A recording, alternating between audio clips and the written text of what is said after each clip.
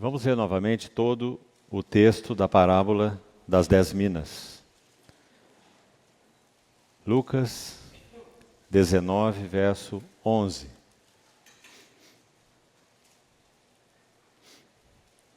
Ouvindo eles essas coisas, Jesus propôs uma parábola, visto estar perto de Jerusalém, e lhes parecer que o reino de Deus havia de manifestar-se imediatamente. Então disse: certo homem nobre partiu para uma terra distante com o fim de tomar posse de um reino e voltar. Chamou 10 servos seus, confiou-lhes 10 minas e disse-lhes: negociai até que eu volte.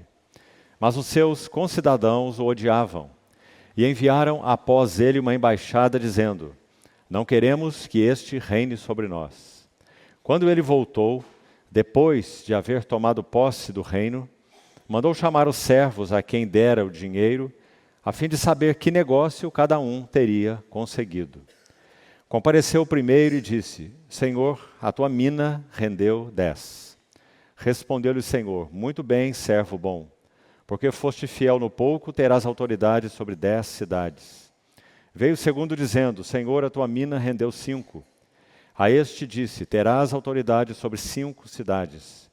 Veio então outro dizendo: eis aqui, Senhor, a tua mina, que eu guardei embrulhada num lenço, pois tive medo de ti, que és homem rigoroso, tiras o que não puseste e ceifas o que não semeaste.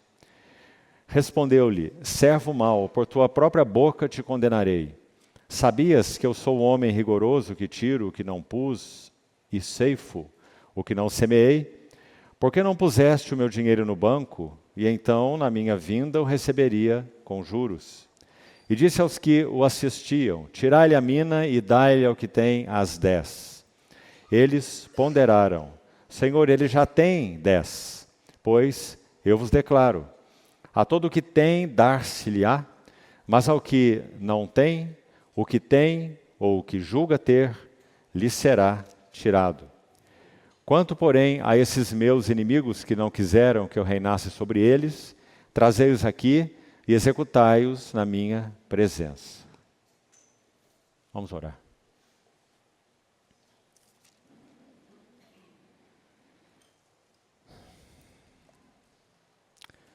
Amado Pai Celestial, mais uma vez somos muito agradecidos pelo privilégio, o chamamento, a oportunidade, a convocação para estarmos juntos com Tua palavra aberta diante de nós.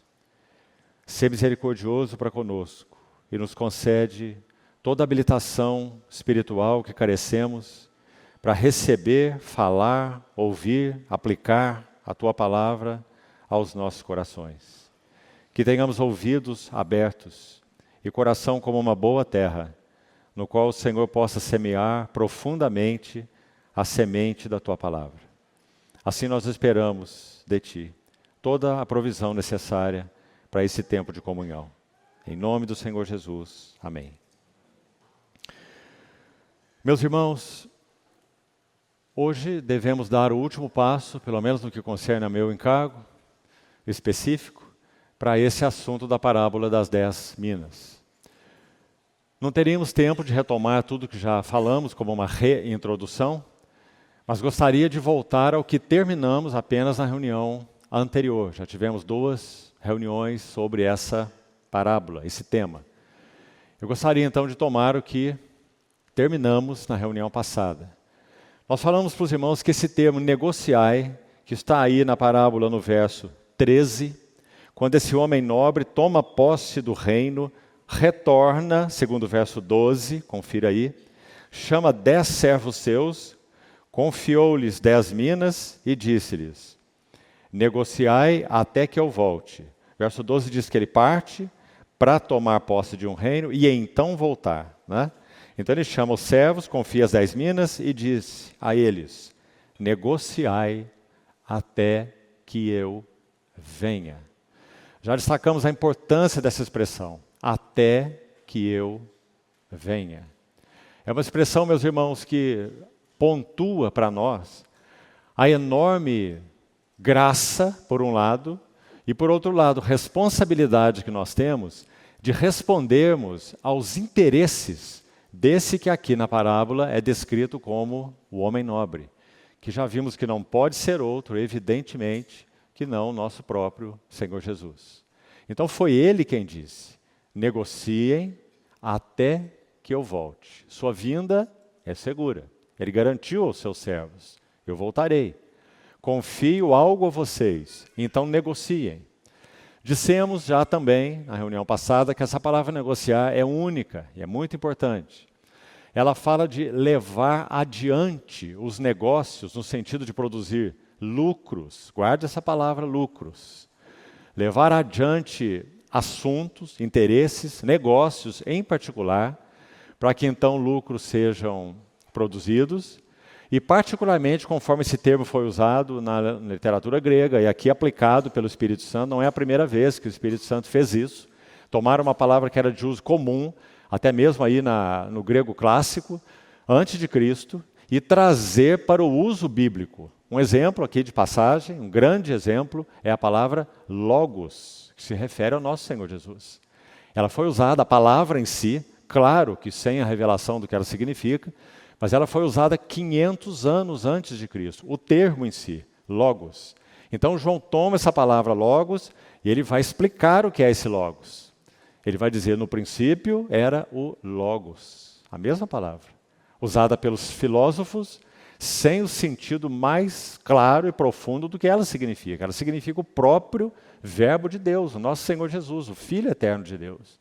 Então João vai dizer, no princípio era o Logos estava com Deus, o Logos era Deus.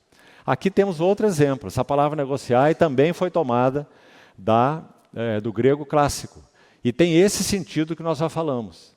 É para levar adiante negócios, para se obter lucro para alguém que confiou algo a esses servos.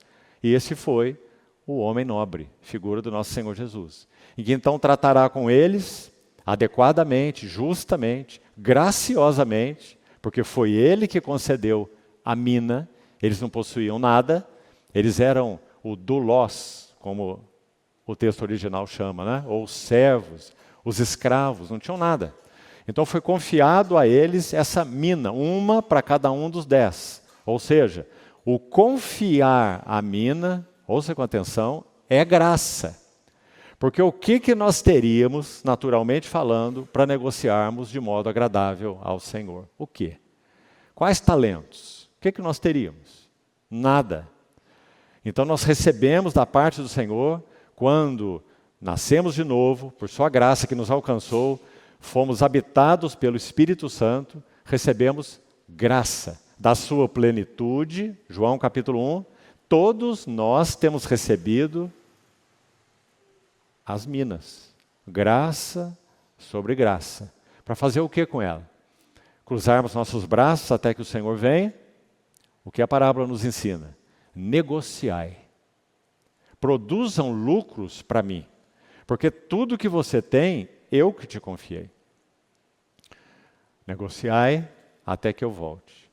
Primeiro sentido que já abordamos, vou apenas citá-lo, que já foi assunto da reunião passada. Negociar tem pelo menos 2 sentidos de muita importância para nós. Hoje o nosso encargo estará no segundo sentido que ainda não mencionamos. O primeiro já mencionamos na reunião anterior. Significa exercitarmos a nossa vida espiritual. Agora, nós nos detivemos especialmente em um texto, Filipenses 2, 12 e 13. No domingo pela manhã lemos outros, os irmãos citaram outros, eu mesmo li um outro texto com os irmãos de 2 Pedro capítulo 1, e são muitos no Novo Testamento, que mostram a necessidade de nós então trabalharmos, exercitarmos a graça que nos foi dada, para que então produzamos lucros, frutos para o nosso Senhor Jesus, que nos concedeu a graça, quando não tínhamos nada, e não éramos nada, né? Ele se fez pobre para nos enriquecer, né? Então, exercitar a nossa própria vida individual, pessoal com o Senhor, é o primeiro sentido do negociar. E aí nós terminamos com uma pergunta, né? Quase concluindo na reunião anterior. Será que o Senhor tem obtido lucros em nossa vida pessoal? Ou nós é que temos obtido lucros em nossa vida, jornada, história pessoal? Nossa ocupação é nós mesmos obtermos lucros. Essa é a nossa ocupação. Ou a nossa ocupação é o Senhor obter os seus lucros em nós, porque foi Ele que nos confiou tudo. Então essa é uma pergunta para nos sondar a cada manhã, meus irmãos. O texto de Filipenses 2 já citamos, o texto diz: operai a vossa salvação. Negociem, operai a vossa salvação com temor e tremor. Você que já recebeu graça, não cruze seus braços. Opere, desenvolva, uma palavra boa também, usada aí na maioria das versões dos irmãos. Desenvolva sua salvação com temor e tremor. Como?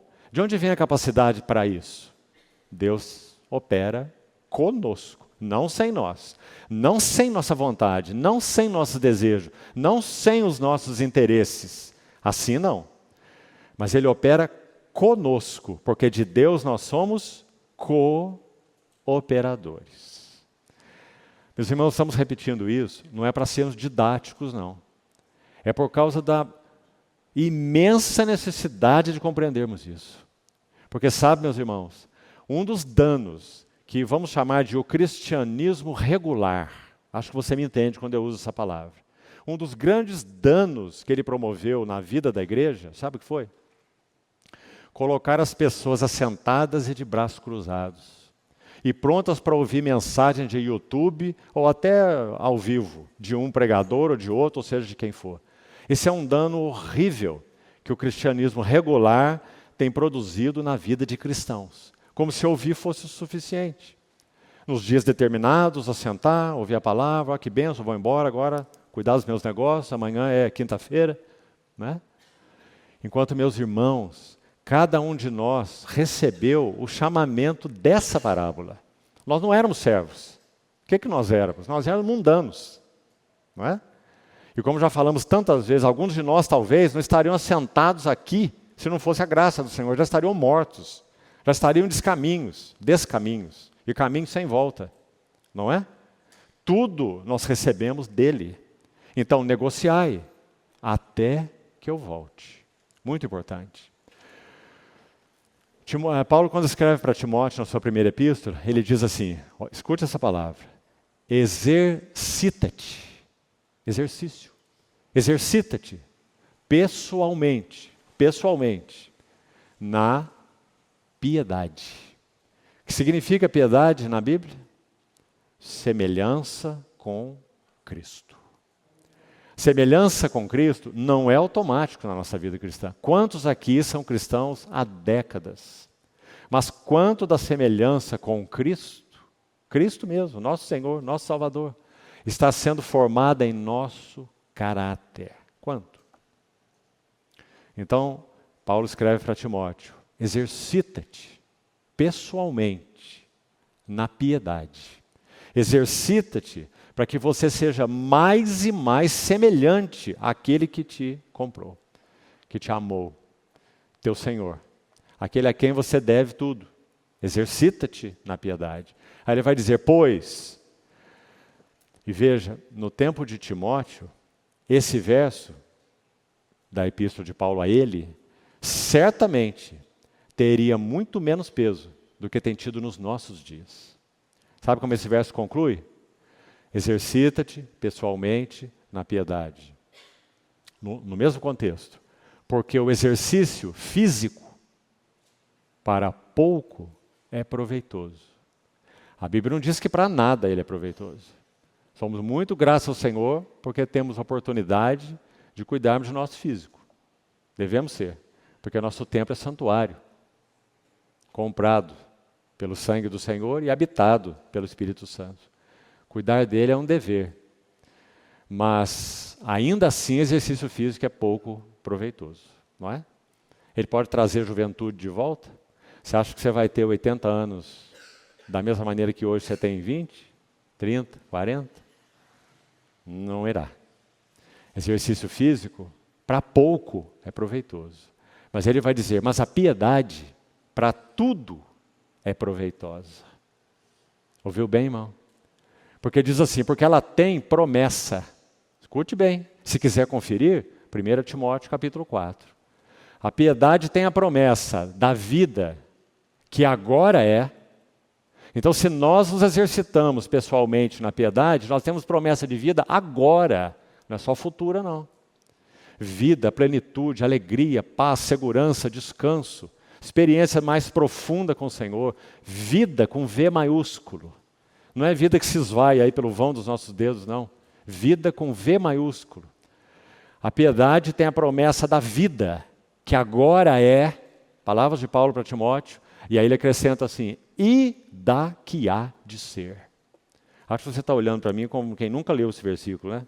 Então abra, por favor, sua Bíblia em 1 Timóteo. Abra, por favor, 1 Timóteo capítulo 4. 1 Timóteo 4, 7. Preste atenção nesse verso. 1 Timóteo 4, 7. Mas rejeita as fábulas profanas e de velhas caducas. Exercita-te pessoalmente na piedade. Vou repetir aqui. Na semelhança com Cristo. Exercite-se pessoalmente em ser mais semelhante a Cristo. Isso não irá cair no seu colo. Exercita-te. Pois, verso 8, acompanhe por favor, o exercício físico para pouco é proveitoso, mas a piedade para tudo é proveitosa, porque tem a promessa da vida que agora é. Que lindo, não é? Vida que agora é. Quanto mais exercitamos a graça que nos tem sido dada, e mais do caráter do Senhor é formado em nós, mais vida, com V maiúsculo, nós vamos experimentar. E não somente a vida que agora é, mas também a vida que há de ser. Sabe por que essa expressão há de ser aqui é muito importante, irmãos? Está embutida também na parábola das 10 minas. Porque quando o homem nobre, tendo tomado posse do reino, voltar, então ele vai chamar os seus servos e vai tratar com eles de acordo com o que cada um deles negociou. Não foi isso que lemos? E mais à frente, mais ao final, seguiremos um pouquinho sobre a explicação do que isso significa, né? O resultado desse trato do Senhor com seus servos. Então veja, vida que é agora e daquela que há de ser. Porque se houve o negociar adequado, então você se lembra da parábola, né? Muito bem, servo bom, terás autoridade sobre 10 cidades. Não é isso? E também tratou com o outro que escondeu a mina no lenço, repreendendo. Porque ele tinha uma visão tão inadequada do seu Senhor, que ele escondeu a mina no lenço. Quando chegarmos lá, vamos entrar num pouco de detalhes do que significa esconder a graça e a responsabilidade, né? A mina aponta para as duas coisas. Graça, porque não tínhamos nada, mas a responsabilidade, porque temos que negociar com ela. Então, graça e responsabilidade. Ele tomou e escondeu no lenço. Então é isso, 1 Timóteo, capítulo 4, o verso que nós estávamos citando. Vamos para o segundo ponto, então, que é o nosso encargo central para hoje. Segundo aspecto do negociai. Trata agora, sim, não apenas da vida pessoal, mas trata daquilo do que o Senhor, encontrando caminho para operar em nós, com a nossa cooperação, nunca sem a nossa cooperação. O Senhor não fará nada, irmão, na sua vida, nada, sem a sua cooperação. Então, se há a nossa cooperação pessoal, nossa vida com Ele é desenvolvida, mas também há algo mais nesse negociar. Se Ele tem encontrado espaço em nós, então o negociar implica o através de nós. Aí nós precisamos de alguns textos, e vamos fazer isso. Gostaria que você manuseasse a sua Bíblia com agilidade. Primeiro, abra por favor 1 Coríntios capítulo 3. Veja como esse texto é claro e de grande ajuda no sentido do que é negociar, agora não no sentido de desenvolver, exercitar a vida espiritual pessoal, que já comentamos. Agora é no sentido de aquilo que o Senhor tem feito em nós, concedido a nós, aquilo que temos desenvolvido em cooperação com o Senhor na nossa vida pessoal, deve produzir lucros também externos para Ele. Vamos explicar isso, o que seria lucros externos. Lucros nas vidas de outros. Isso também nos foi confiado. Isso não é maravilhoso, irmão? Que seja assim. Que privilégio de um marido, de um pai, poder produzir lucro para o Senhor na vida da sua esposa e dos seus filhos. Que privilégio para uma esposa cristã, o maior deles, poder produzir fruto, lucro para o Senhor na vida do seu marido, e na vida dos seus filhos, e na vida dos irmãos, e na vida de ímpios, trazendo-os para o Senhor, lucros para o Senhor. Então vamos pensar nessas duas coisas, amados irmãos. E de novo, graças a Deus podemos dizer isso. Quantos estão assentados aqui? A maioria, sem dúvida nenhuma, que foi resultado de lucros obtidos pelo Senhor através da vida de outros. Seja o seu pai mesmo, seja a sua mãe, seja um outro irmão, seja um convite, quem sabe que você recebeu um dia para ouvir a palavra, não sei onde. Então o Senhor ganhou o teu coração e você está aqui. Você é um lucro obtido por outro. Não é? Você é resultado da vida de outro. Lucro para o Senhor. Graças a Deus por isso. Quando John Wesley partiu para o Senhor, você sabe que ele foi um dos maiores evangelistas de todos os tempos, John Wesley. E a sua mãe, Susana Wesley, teve 11 filhos. 11. E naquele tempo, tinha que pegar água no poço, né? E passar a roupa com ferro de brasa. Eu acho que já existia naquela época, século XVIII. 11 filhos. E ela entendeu que ela deveria gastar com cada um deles, do número 1 ao número 11, ela deveria gastar 1 hora por dia com cada um deles, instruindo na palavra e orando com eles. Sabe qual foi o resultado? Dos outros nós não sabemos. Sabemos que pertenceram ao Senhor. Mas John Wesley, um dos filhos, foi um dos maiores evangelistas de todos os tempos. E o outro irmão dele, também famoso, chamado Charles Wesley, foi um maravilhoso autor de hinos cristãos. Porque viveram para o Senhor, amaram o Senhor e entregaram suas vidas pelo Senhor. É dito que quando John Wesley partiu, ele tinha apenas algumas poucas moedas de prata e umas mudas de roupas. Apenas. Mas então um dos seus biógrafos diz assim, mas ele carregou no seu séquito, sabe o que é séquito, né? Ele carregou no seu séquito milhões de almas convertidas ao Senhor pelo seu ministério. Negociai até que eu venha. Irmãos, esse não é o maior privilégio de nossas vidas? Não é? O que nós apresentaremos ao Senhor quando Ele voltar? O quê? Nossa casa nova, nosso carro novo, nossa conta bancária, sei lá, o que mais? Nossos momentos de lazer que tivemos. Embora tudo isso seja lícito ter. É lícito ter, mas não são os lucros que o Senhor busca de nossas vidas, não é? Então, 1 Coríntios 3, que nós citamos.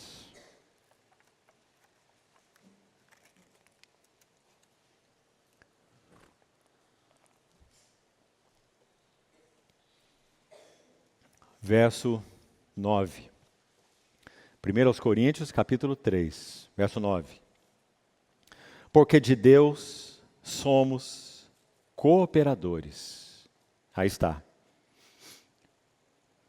Lucros. Negociando com Ele, para Ele. Cooperadores. E lavoura de Deus, e edifício de Deus, sois vós. Muito claramente, Paulo está falando do fruto do ministério dele, em Corinto, né? Chamando-os de lavoura, chamando-os de edifício. Verso 10. Segundo a graça de Deus. Aí está a mina. Paulo não tinha nada também. Ele era um fariseu, ignorante dos caminhos de Deus e perseguidor da igreja. Não é? Era o que ele era. Mas segundo a graça de Deus que me foi dada. e assim para cada um de nós. Lancei o fundamento como um prudente construtor, e outro edifica sobre ele. Porém, cada um veja como edifica. Porque ninguém pode lançar outro fundamento além do que foi posto, o qual é Jesus Cristo.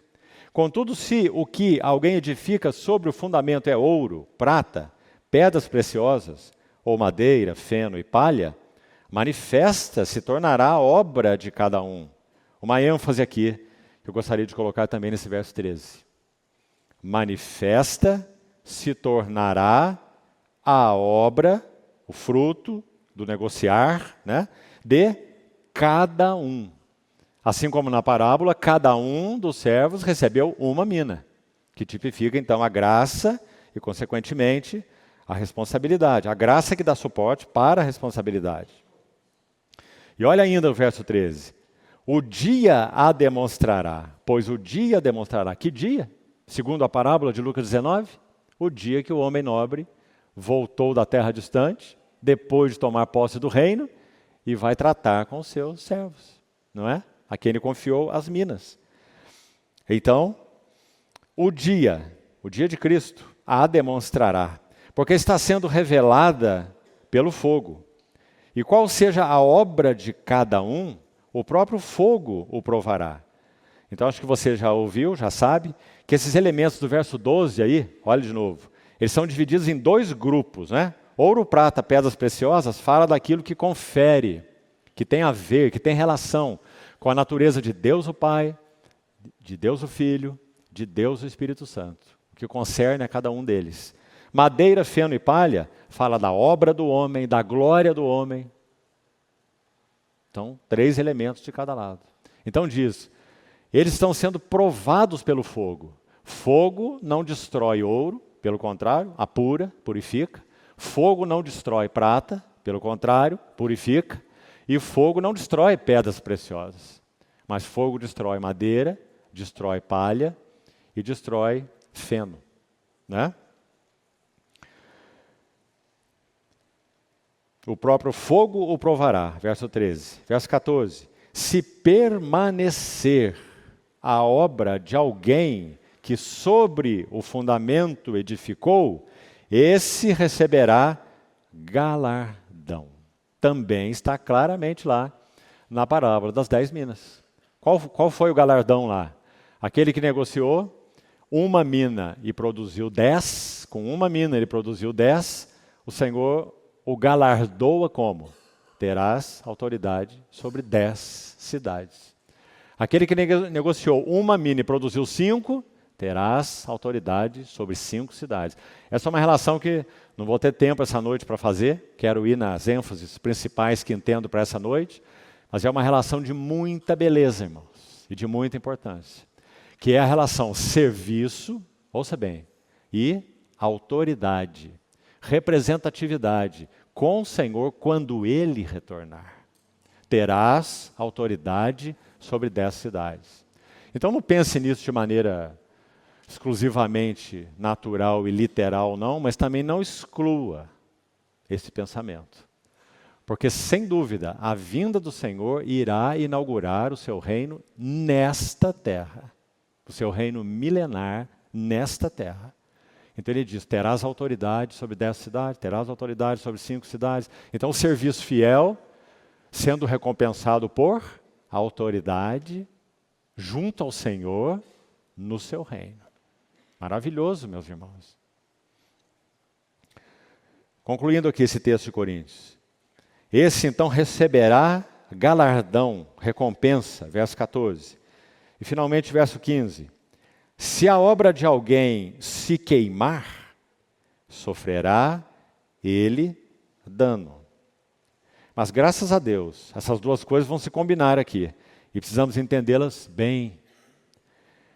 Por um lado, sofrerá dano.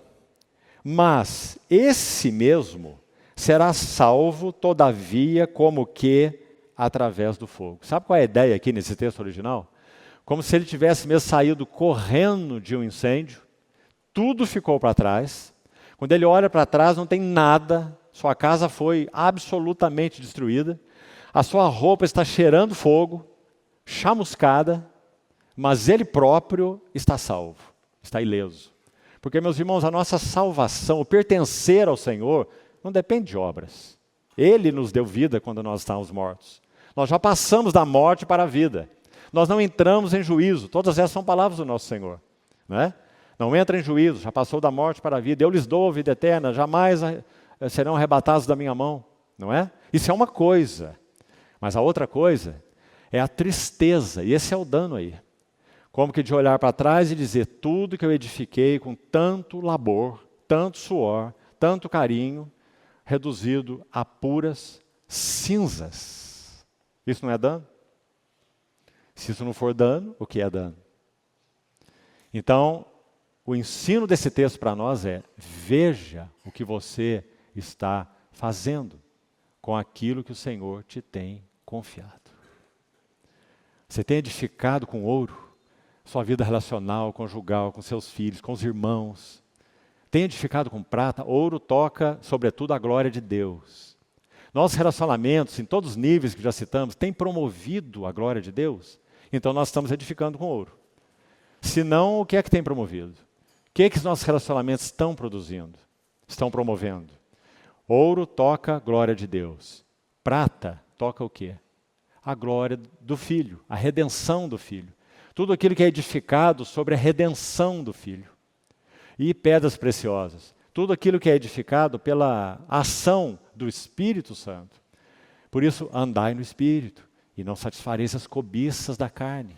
E tantos textos nessa mesma linha, Romanos 8, né? Não somos constrangidos a viver segundo a carne.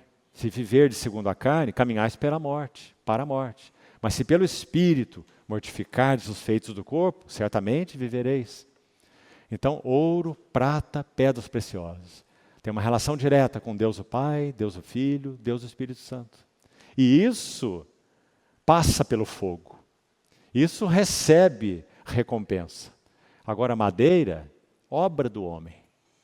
Feno, madeira, natureza do homem, perdão. Madeira aponta para a natureza do homem. O que o homem tem em si mesmo, seus recursos, capacidades, carisma, oratória, bom senso. Nos gloriamos tanto desse chamado bom senso, né? Não é que não tenhamos que ter bom senso, não. Mas quantas vezes o bom senso é inimigo dos caminhos do Senhor? Muitas vezes. Então, madeira fala daquilo que é puramente do homem. São seus raciocínios, seus desejos, suas coisas, o seu achismo, os seus pensamentos, o que você acha que é o melhor, mas puramente pela sua avaliação. Madeira, feno, madeira, natureza do homem, recursos do homem. Feno fala da glória do homem. 1 Pedro 1 diz, toda a carne é como a erva e toda sua glória como a flor da erva. Feno, glória do homem. O que nós temos feito que tem promovido? Só a nossa própria glória. Compreende? Buscando, de alguma maneira, recompensas para nós, evidência, louvores e muita coisa mais. Glória do homem. Feno.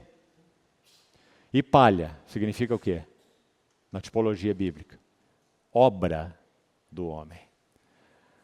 Quando o faraó deu a ordem para os seus capatazes tirarem a palha do povo, Êxodo 3, e eles deveriam produzir a mesma quantidade de tijolos, então está muito claro o que a palha significa, né?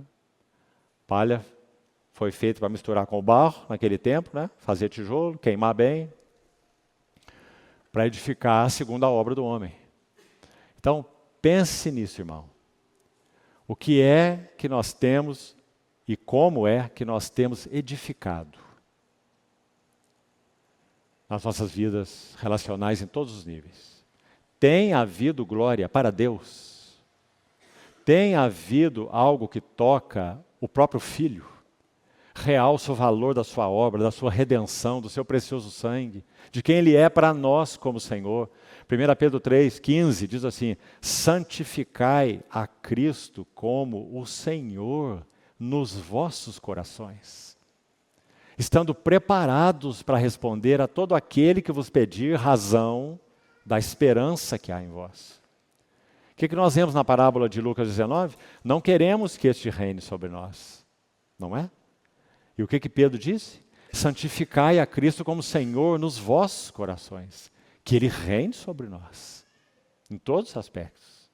Não é isso?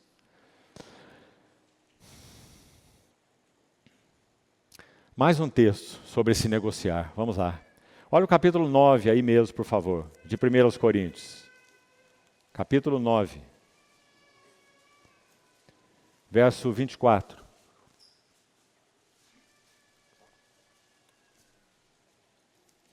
Como é que nós podemos então negociar? No sentido de serviço, serviço fiel, lucros para o Senhor.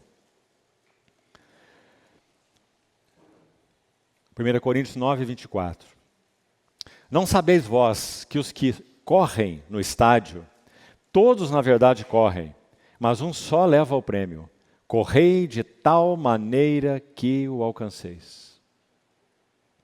Todo atleta em tudo se domina. Aqueles, porém, para alcançar uma coroa corruptível. Nós, porém, a incorruptível. Assim corro também eu. Veja, não sem meta. Sabe qual era a meta de Paulo? Quando ele se encontrasse com o Senhor, ele poder apresentar para o Senhor frutos do trabalho maravilhoso, da graça de Deus nele, Paulo. E através dele, Paulo. Várias cartas dele, meu irmão, você vai encontrar de uma maneira ou de outra. Essa que eu vou citar aqui, por exemplo, é a carta aos Tessalonicenses. Ele fala assim, vós sois. Primeira pergunta dele. Ele fala assim, quem é a nossa alegria ou coroa na vinda do nosso Senhor Jesus Cristo? Em que exultamos? Ele diz, sois vós, Tessalonicenses. Vós sois a nossa alegria e a nossa coroa. Alegria e coroa. Paulo está dizendo, eu vou ter um privilégio inigualável. Eu que era um nada, um perseguidor da igreja, um blasfemo. O Senhor pôs as mãos nesse barro. Eu, Paulo, moldou de tal maneira, me fez um cooperador dele. E agora, quando eu encontrá-lo, eu poderei apresentar para ele maravilhosos frutos da graça dele na minha vida. Então ele escreveu para os Tessalonicenses, vocês são minha alegria e são a minha coroa.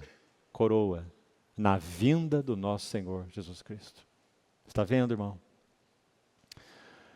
Que o Senhor nos ajude e abra os nossos olhos e ouvidos para nós avaliarmos as coisas do ponto de vista de Deus. Temos balança correta, balança celestial, balança espiritual. Nossa balança é muito desregulada. Parece que o prato do celestial, ele está aqui embaixo, né? Sem peso nenhum. E o prato do terrenal, ele joga a balança lá para baixo. Precisamos de uma balança correta, uma avaliação correta. E creio que, sobretudo, meus irmãos, a finalidade de partilharmos essa parábola já pela terceira vez é principalmente esse. Não é sairmos daqui, vamos tocar a vida que segue. Mas que o Senhor nos ajude a meditarmos nessas coisas. Inclusive por mais um motivo principal. Meus irmãos, o tempo está correndo rapidamente no relógio de Deus. Você tem visto, irmão? Você tem visto? Com atenção? Você tem observado bem a situação do mundo atual? Tem. Todos os sentidos. Político, econômico, militar. Você tem visto? Você viu que provavelmente Israel vai invadir o Líbano? Você sabe o que isso pode significar? Você nem pode imaginar. Segundo o ponto de vista bíblico. O relógio de Deus está muito adiantado, meus amados irmãos. Então, se você não compreende nada disso, então ouça um irmão mais velho que está te dizendo isso. Sem nenhum estardalhaço. O relógio de Deus está muito avançado. E a vinda do nosso Senhor é iminente. Eu sei que alguns aqui, inclusive eu, estamos mudando de residência, né? Se o Senhor permitir. Não sabemos se nós vamos para a residência nova, não. Mas sabemos que nós vamos para uma residência muito superior. É essa que nós aguardamos. Por isso nós falamos, Maranata. Nós vamos para uma residência onde não tem cansaço, doença, luta, ansiedade, temores, confusão, brigas, inveja, morte, pecado, carne, mundo, piscando os olhos e nos chamando, vem, vem, vem, eu sou tudo que você precisa. Não é? Graças a Deus, meus irmãos, o tempo tem se abreviado rapidamente. Mas que nós possamos sair daqui, pela graça do Senhor, com essa impressão no nosso coração real. Do contrário, não vai significar nada. Nada. Só mais uma vez que você ouviu isso e não mudou nada na sua vida, na sua história, nos seus relacionamentos. Que não seja assim, irmão. Que não seja assim. Breve nós estaremos diante do nosso Senhor. Então ali, madeira, feno, palha, ouro, prata, pedras preciosas. 2 Coríntios capítulo 5. Verso 8. Segundo aos Coríntios 5, 8. Olha que lindo o texto.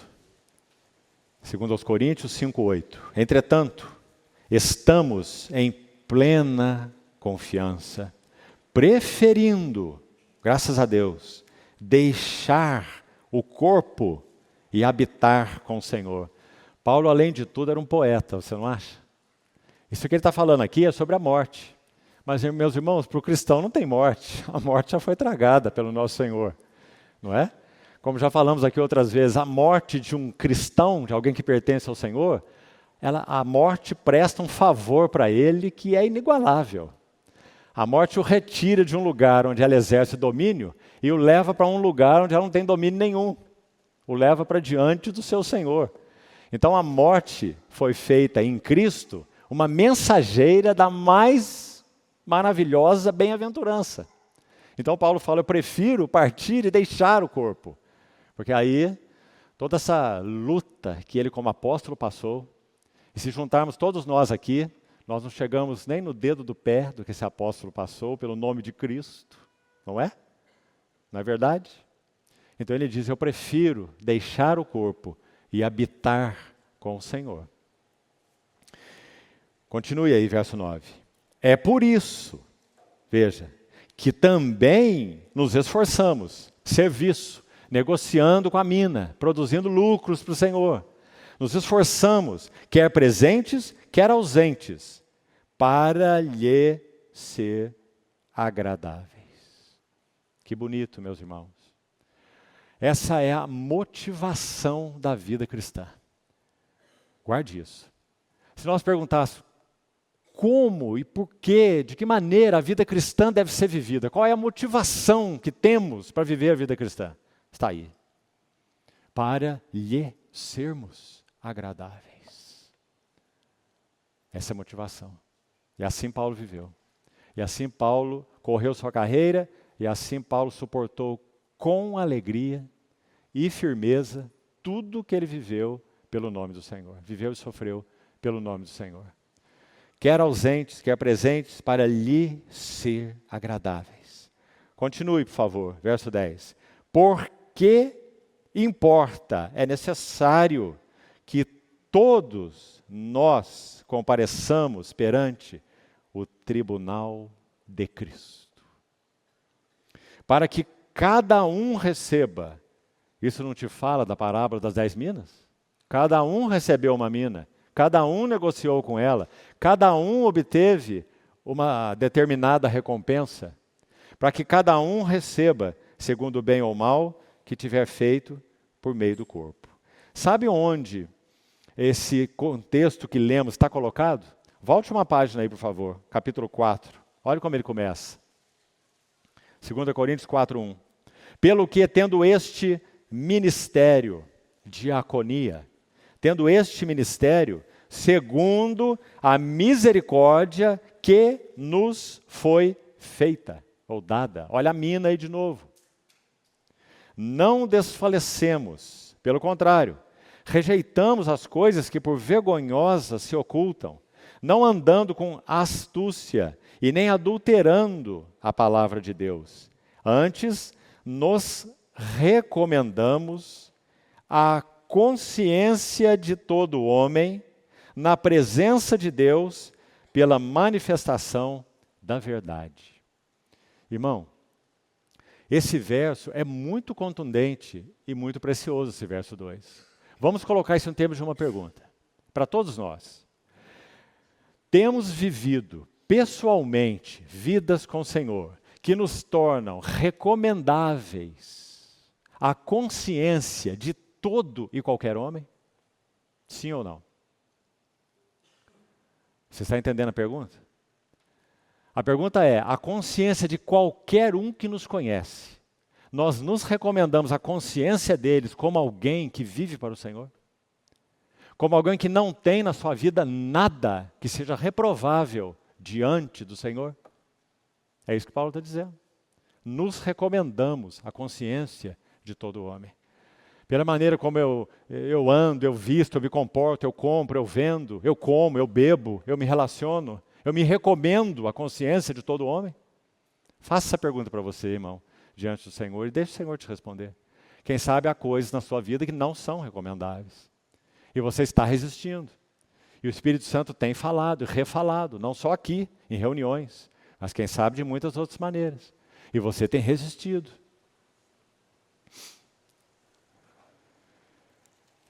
Colossenses capítulo 1, o último texto sobre se negociar.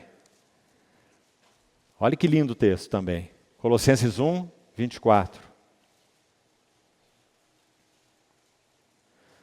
Colossenses 1, 24. Agora me regozijo nos meus sofrimentos por vós, e preencho o que resta das aflições de Cristo na minha carne, a favor, para a edificação do seu corpo, que é a igreja. Que maravilhoso verso, que preciosa vida, a vida do apóstolo Paulo. Mais à frente, verso 27, aí mesmo, Colossenses 1, 27. Ele vai falar que esse Cristo é o mistério de Deus, e vai dizer, aos quais Deus quis dar a conhecer qual seja a riqueza da glória deste mistério entre os gentios, isto é, Cristo em vós, ou Cristo formado em vós, é a esperança da glória, o qual, Cristo, 28, nós anunciamos, advertindo a todo homem e ensinando a todo homem em toda sabedoria, a fim de que apresentemos todo homem perfeito em Cristo. O que Paulo está fazendo aqui? Negociando até que o Senhor venha, para apresentar lucros para o Senhor, o que ele chama aqui de todo homem, advertindo, ensinando, todo homem, toda sabedoria, para apresentar todo homem maduro em Cristo. Verso 29, para isso, olha aí, é que eu também me afadigo. Tão claro, né? Negociando, lucrando para o Senhor. Eu me afadigo esforçando-me o mais possível, segundo a sua eficácia, que opera eficientemente em mim. Lembra que nós falamos na sessão anterior e repetimos hoje na introdução, essa combinação, né? Da graça de Deus e da responsabilidade do homem operando juntas? Aqui é mais um verso que mostra isso. Paulo está dizendo que ele se esforça, olha o 29, ele se afadiga, ele se esforça, certo? Mas ele diz que é segundo, é pela provisão, pela habilitação dessa eficácia do Senhor que opera eficientemente nele. Está vendo a cooperação mais uma vez? Ele se esforça, porque a eficácia do Senhor opera nele. Acho que basta os textos nesse tema. Está muito claro, irmãos, que medidas diferentes, então, de responsabilidade geram medidas diferentes de autoridade. Uma mina negociada produziu 10 minas, 10 cidades. Uma mina negociada produziu 5 minas, 5 cidades. Não é? Uma lição importante aí também. Então, medidas diferentes de responsabilidade, quem exerceu responsabilidade maior tem representatividade maior do Senhor, e galardão maior, e autoridade maior. E não só agora, mas na vinda do nosso Senhor Jesus Cristo. Sabe, irmãos, esse quadro não está explicado na Bíblia, está sugerido em vários textos, e o Senhor fez isso de propósito. Ele não colocou o mapa para nós, uma maquete, né? E disse assim, olha aqui, você vai saber tudo o que vai acontecer quando eu retornar. Não. Ele colocou muita coisa em parábolas. E ele disse por que ele fez isso. Ele disse, aqueles que andarem bem próximos de mim, que tiverem ouvidos abertos, olhos para verem, eles compreenderão. Até onde pode ser compreendido. Os outros não vão compreender nada. Ele mesmo falou isso. Não é? Então o que nós temos por certo? Que nessa iminente vinda do nosso Senhor, todos nós estaremos diante dele, com as nossas minas. E os lucros, ou não, que deveríamos ter produzido para ele. Tanto na vida pessoal, quanto na vida de outros, como já falamos. Segunda coisa, ele irá estabelecer o seu reino nesta terra. Bem-aventurados os mansos, porque eles herdarão o quê? O céu? O que diz lá? A terra. Bem-aventurados os mansos, eles herdarão a terra. Isso também é seguro e certo. E o Senhor nos dará o privilégio de participar com Ele. Qualquer reino, qualquer governo que você olhe hoje, irmão, não vejo nenhum escapando, é só vergonha. Não é? As autoridades políticas do nosso mundo são uma vergonha. Virá o dia, e tem lá os seus ministros, não é isso? Que maioria também, outra vergonha. Quando o príncipe da paz estabeleceu o seu reino nessa terra, todo olho o verá, ele também terá os seus ministros. E tanto ele será glorioso, quanto os seus ministros serão gloriosos. Tanto ele será o príncipe da paz, quanto os seus ministros serão ministros da paz e da justiça, nesta terra, no seu reino. Até que o milênio se feche, então uma outra etapa se abra, que a Bíblia chama de novos céus, nova terra e nova Jerusalém. Sabe o que nós fazemos muitas vezes como cristãos? Nós olhamos aqui para a nossa história, então o Senhor vem aqui, e essa etapa da nossa história termina, e nós fazemos um pulo lá para Nova Jerusalém. Não tem nada mais errado do que isso. Porque antes dela, nós temos o príncipe da paz nessa terra.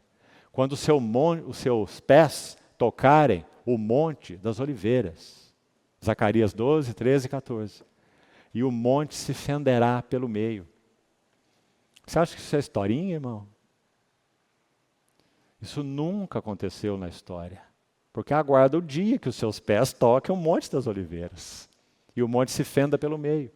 E que o povo de Israel, que hoje rejeita e abomina Jesus como sendo o Messias, vão olhar para ele e vão prantear. Porque verão que aquele Jesus de Nazaré que eles traspassaram é o Messias, o Filho do Deus vivo. Prantearão por ele como se pranteia por um unigênito.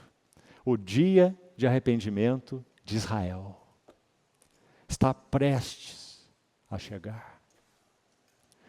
Não feche seus olhos para essas coisas, irmão. Vamos lá um pouco mais. Romanos 12, verso 3. Romanos 12, 3.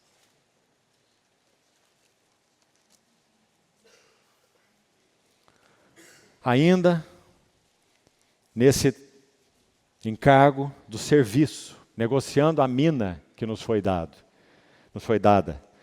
Romanos 12, 3, mais um texto de muita importância. Olhe, por favor, para a sua Bíblia. Porque pela graça, a mina de novo está aí. Foi dada de graça para cada servo. Pela graça que me foi dada.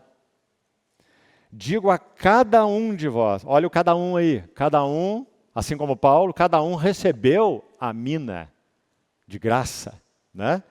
Cada um dentre vós, ouça bem, não pense de si mesmo além do que convém, certo?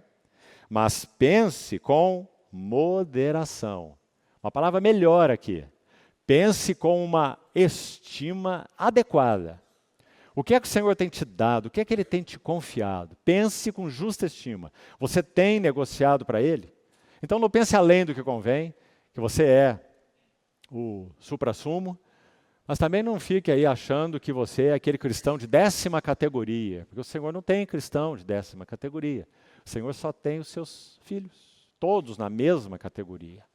Cada um dos 10 servos recebe 10 minas, uma para cada um. Todos na mesma categoria. Todos são servos, todos receberam graça do mesmo homem nobre, do mesmo Senhor. Então tome cuidado com falsa humildade, com falsa modéstia. Isso é um perigo para a sua alma.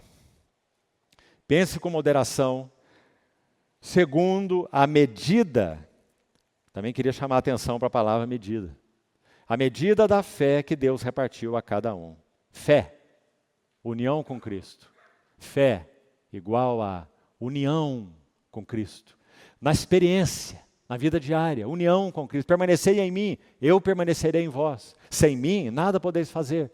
Então pense de acordo, segundo a medida da tua união com Cristo. A medida da fé, a medida da união que cada um de nós tem com Cristo.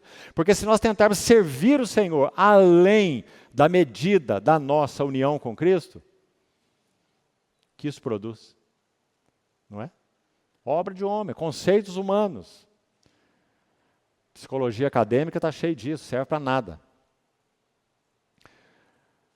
Então, amados irmãos, a medida da nossa união com Cristo é a medida sobre a qual e com a qual nós poderemos servir o Senhor, nem mais e nem menos. Não podemos ir além, porque é só coisa do homem, mas não devemos ficar aquém daquilo que Ele nos tem dado. Medida da fé que Deus repartiu a cada um. Porque assim como num só corpo temos muitos membros, vamos saltar direto para o verso 6. Tendo, porém, diferentes dons segundo a graça que nos foi dada. Aí ele diz, se profecia, seja segundo a proporção da fé. Essa palavra proporção na língua original é analogia. Mesma ideia que vimos no verso 3. Profecia, o que é profecia? Falar a palavra de Deus. Usarmos a palavra de Deus para ajudarmos outros, encorajando, advertindo, exortando, consolando, edificando. Não é? Então, se profecia, seja segundo a analogia da fé. A mesma ideia de proporção, medida. Como que nós vamos dar aquilo que não temos? Não é? Então, está aí mais um texto para nos ajudar no serviço.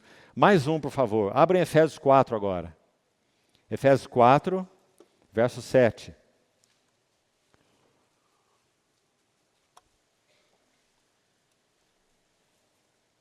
De novo, a graça.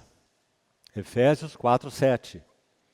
A graça foi, passado, concedida a cada um de nós, uma mina para cada servo, sem escusas. E ela foi concedida segundo a proporção do dom de Cristo. Vá ao verso 16, por favor. Tem algo importante aqui que também gostaria de colocar. Verso 15 diz, seguindo a verdade em amor, cresçamos em tudo naquele que é a cabeça Cristo, de quem todo o corpo, bem ajustado e consolidado, então estamos falando sobre serviço, certo? E produzindo lucros para o Senhor, através daquilo que Ele tem operado em nós e tem dado a nós, negociando para Ele, né? Então esse verso vai nos ajudar assim, esse corpo bem ajustado, esse corpo consolidado, pelo auxílio de toda junta, ou cada junta, está aí de novo a particularidade aí, cada um de nós, toda junta, e agora aqui, olha, segundo a justa cooperação de cada parte. É assim que você tem aí na edição Revista Atualizada, né? Segundo a justa cooperação de cada parte. Efetua o seu próprio aumento para a edificação de si mesmo em amor. A frase que eu quero destacar aqui e traduzi-la de uma outra maneira para os irmãos, aliás, é a tradução da versão King James, os que quiserem consultar. Olha o que esse verso está nos ensinando aí com essa expressão. Acompanhe aí de novo. segundo a justa cooperação de cada parte. A ideia é, segundo a operação efetiva na medida de cada parte. Ou seja, cada parte do corpo de Cristo foi confiada a cada parte do corpo de Cristo graça, para que essa parte tenha uma operação efetiva para a edificação do corpo de Cristo. Ficou mais claro assim? Para cada parte do corpo de Cristo, toda junta, justa cooperação de cada parte, foi confiado graça, para que pela operação eficiente dessa parte, o corpo seja edificado. Isso é o que está escrito aí. Ou seja, negociai e produzir lucros. Mais um texto, 1 Pedro capítulo 4, já estamos terminando. 1 Pedro 4, verso 7.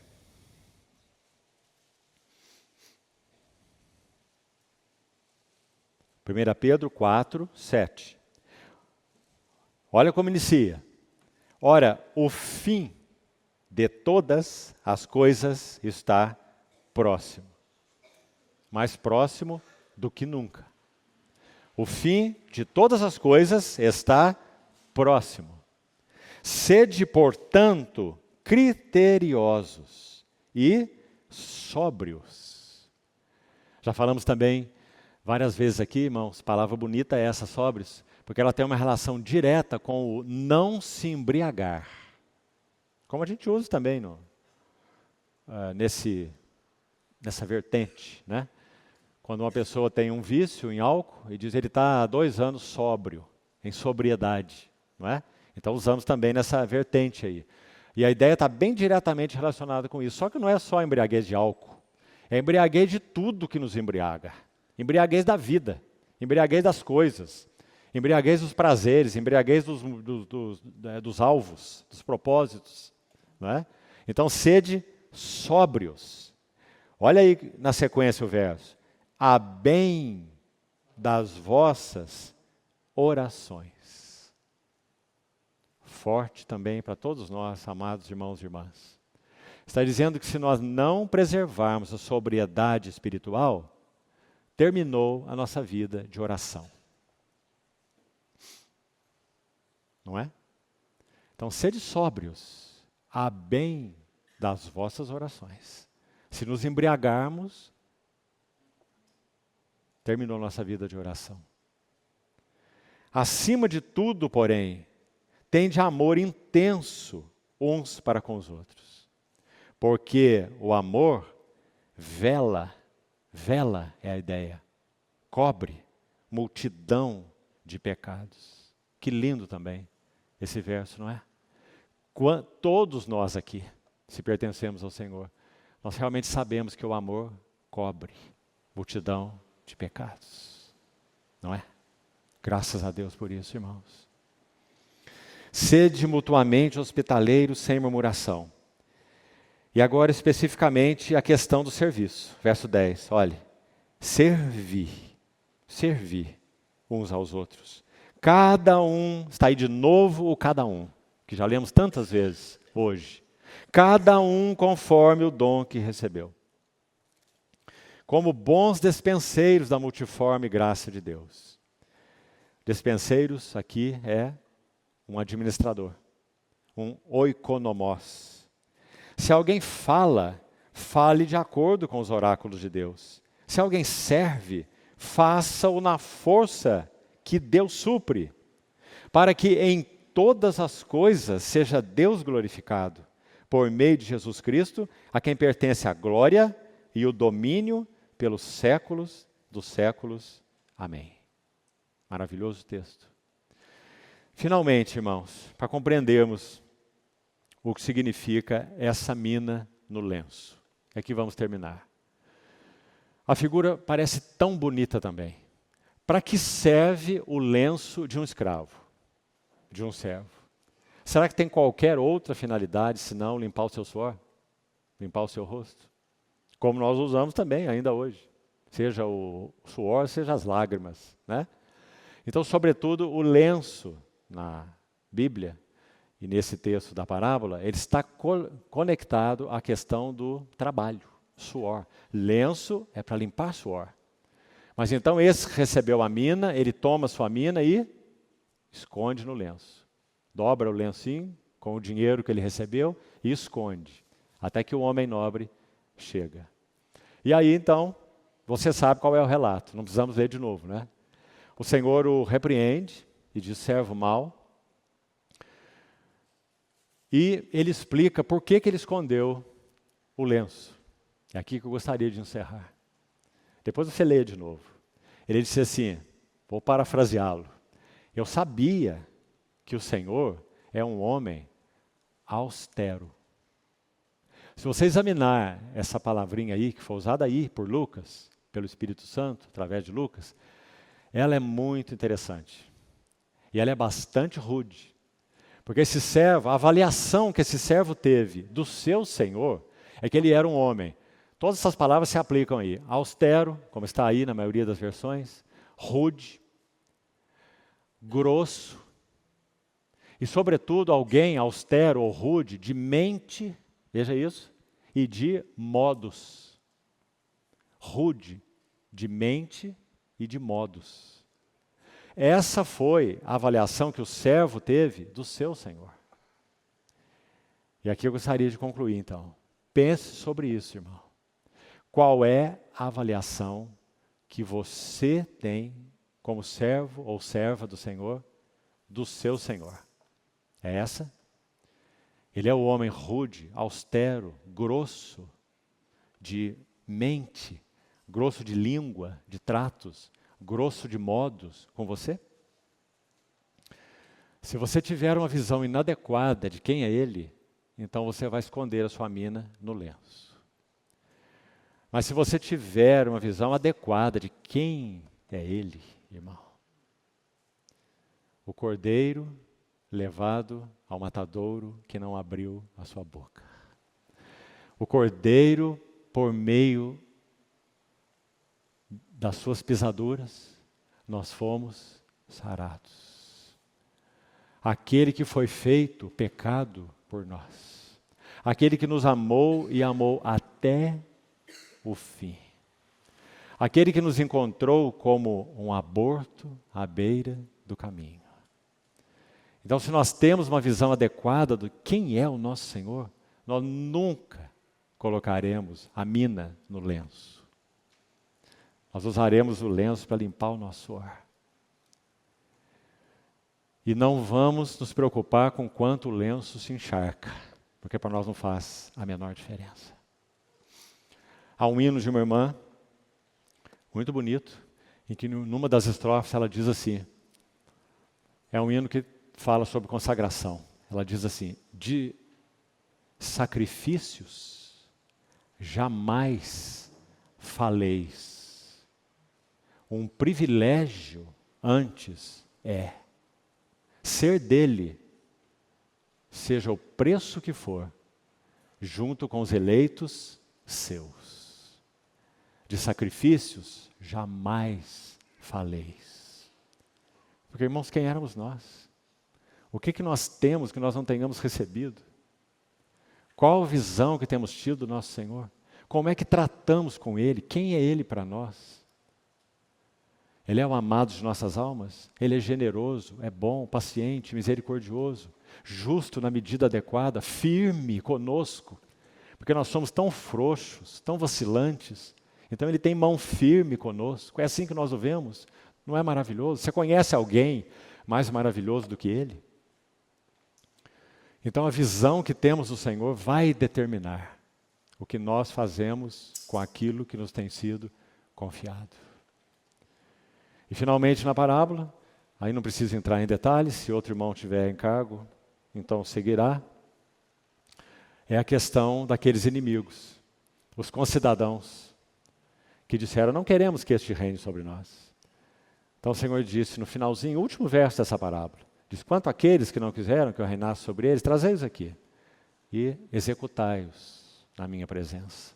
E já comentamos na reunião passada, irmãos, um verso forte, não é? Mas que mostra que o nosso maravilhoso Senhor não é um Papai Noel. Ele é um Senhor maravilhoso, justo, santo. Apocalipse 6 diz que quando da sua vinda, Apocalipse 6, a abertura do 6º selo, inaugura o período chamado Grande Tribulação, que há de vir sobre essa terra, em breve. Então, Apocalipse 6, o 6º selo, é a abertura da Grande Tribulação. Sabe o que diz lá? Que quando ele for aberto, quando isso ocorrer, os nobres deste mundo, os comandantes, os principais, eles se dobrarão e eles dirão aos montes, olha isso, irmão, Apocalipse 6, eles dirão aos montes, caiam sobre nós. Sabe para quê? Para nos esconder da face de ira do Cordeiro. Que impressionante versículo. Porque quanto a nós, o que acontecerá conosco naquele dia? Nós teremos o privilégio de vermos a face gloriosa do Cordeiro. Mas eles dirão, escondei-nos da face do Cordeiro, porque ele não é Papai Noel. Ele irá executar a sua justiça sobre a impiedade, a libertinagem. Meus irmãos, os irmãos sabem que nossa filha e genro moraram por 5 anos e meio em Berlim, uma das grandes capitais da Europa. Ah, meus amados irmãos, nós chegamos a passar lá 6 meses da nossa vida. Nós, minha esposa e eu, porque nós fomos lá 4 vezes. Ao todo foram 6 meses da nossa vida. Então nós conhecemos bem aquela cidade.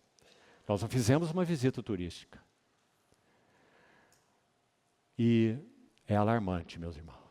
É alarmante, não tem outra palavra. É uma boca de blasfêmia aberta contra o trono de Deus. Dizendo, sabe o quê? Não queremos que este reine sobre nós. Se ele existe, pouco nos interessa. Mas ele virá. E por ser quem é, ele julgará. Então que o Senhor possa usar essa parábola e, como povo dele, nós estamos entre os ímpios, nós estamos entre os santos, que ele redimiu, comprados para ele, para sempre dele. Mas que ele nos ajude a compreender a hora em que nós estamos vivendo, irmãos, para guardarmos bem os nossos corações. O Senhor continua encontrando espaço, então, nas nossas vidas para isso. Vamos orar.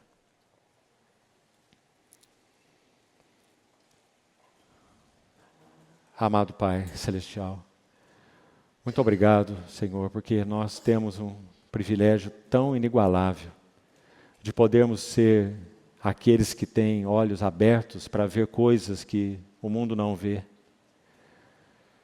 Infelizmente. Obrigado, Senhor, porque nossos olhos veem e nossos ouvidos ouvem. Louvamos o Teu nome por isso.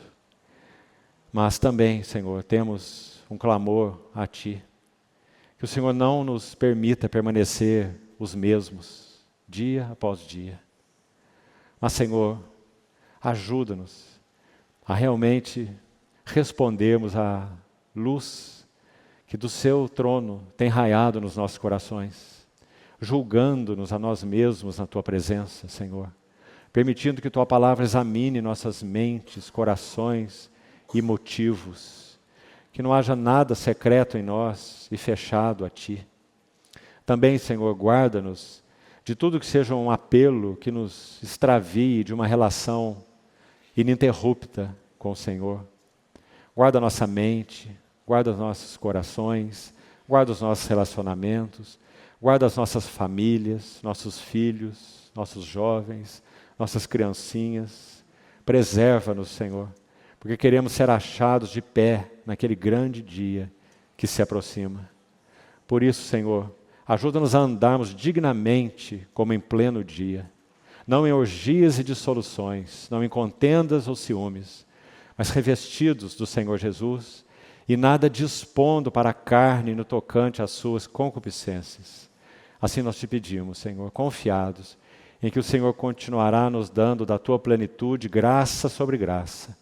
Mas nos ajude, Senhor, a tomarmos dela em resposta ao Senhor, negociando até que o Senhor venha. Assim nós oramos, no teu precioso nome. Amém.